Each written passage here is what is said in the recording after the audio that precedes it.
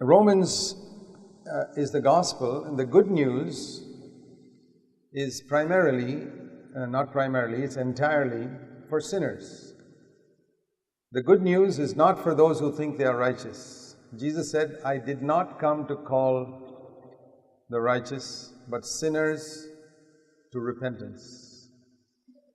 So, the first thing that needs to be established is that you're a sinner, that man is a sinner. And that's what Paul seeks to establish in the first 2.5 chapters.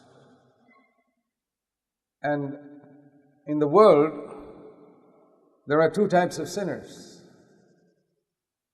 There is the godless, wicked, worldly sinner, and he's described in chapter 1. And then there's the religious sinner who doesn't think he's a sinner, who thinks he's righteous. He's described in chapter 2.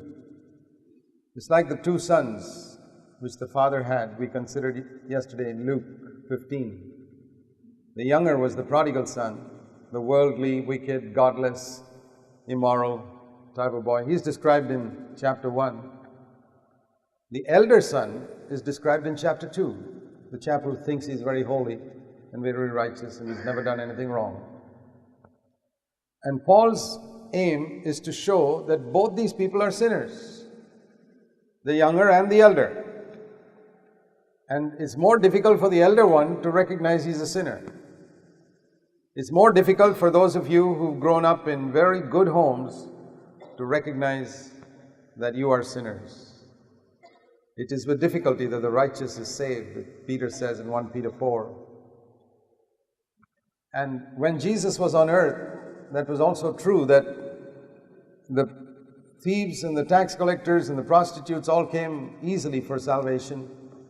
It's the elder brothers of that time, the Pharisees and the self-righteous people who never came to Jesus for salvation. It's the same today. And Paul establishes that both are sinners.